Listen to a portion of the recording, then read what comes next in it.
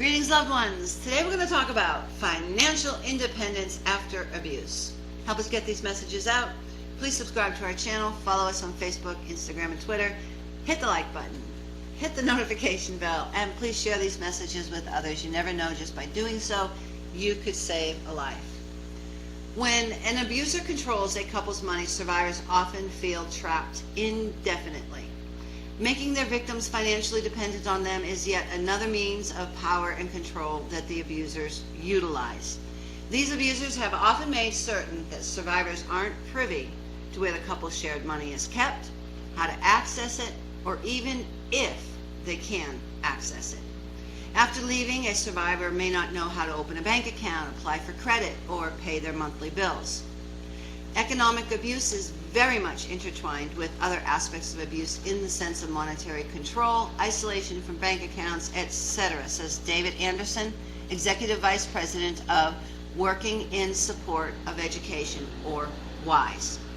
With sponsorship from the Allstate Foundation, WISE created the MoneyWise program for survivors of domestic violence to teach personal financial skills to survivors of domestic abuse. So let's start with these 4 steps. From setting financial goals to planning for retirement, opening a credit card or a bank account, even choosing the right type of insurance, Anderson says the class is not necessarily about how to get rich. It's about how to become financially independent, confident, and secure. He says it's a broad look at all of the things that you need to have some knowledge about in terms of handling money. Students are encouraged to ask themselves some important questions like, are you budgeting? Are you setting financial goals? Are you avoiding bad credit? He says some financial planners say you shouldn't have a credit card, but you should, as long as you use it wisely.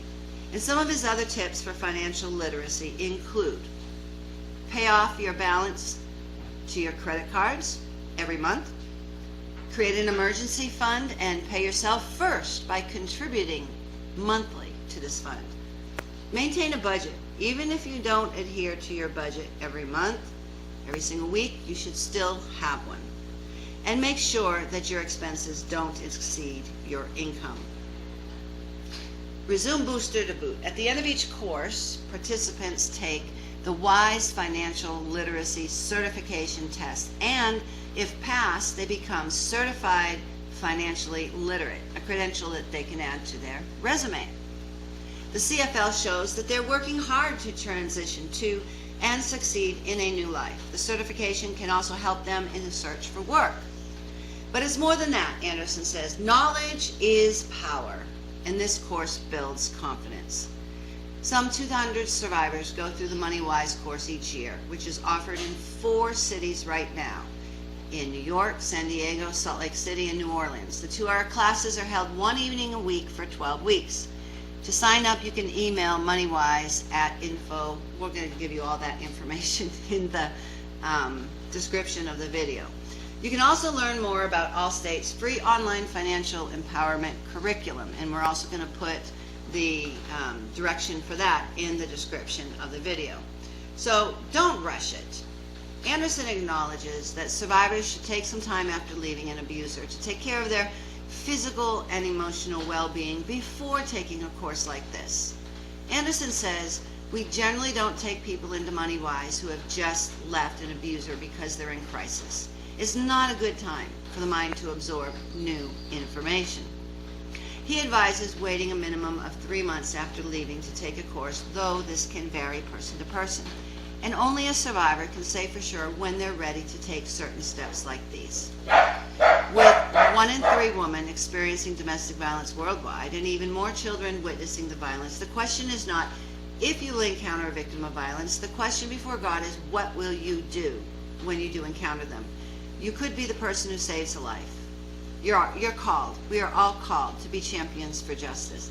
And those who suffer violence, they need to know that those who love them, and even those who don't even know them, will step out and reach out to them to give them the help and the courage they need to leave before it's too late. Help us get these messages out. Please subscribe to our channel. Follow us on Facebook, Instagram, and Twitter. Hit the like button. Hit the notification bell and share these messages with others. You never know. Just by doing so, you could save a life. If you're a victim of violence, listen to me. You are valued. You are loved. You are intelligent and you are beautiful. God does not want you to suffer violence. He wants you to live free from violence in peace and tranquility. There is a way out. It's not your fault. And abuse is not love. If you're a victim of violence, please reach out to somebody today. If you find yourself in a dangerous situation, call 911 for help. And if you know of a child suffering violence, tell the authorities. In the next episode, we're going to talk about how abusers think if she has no money, she will come back. Until then, God bless you.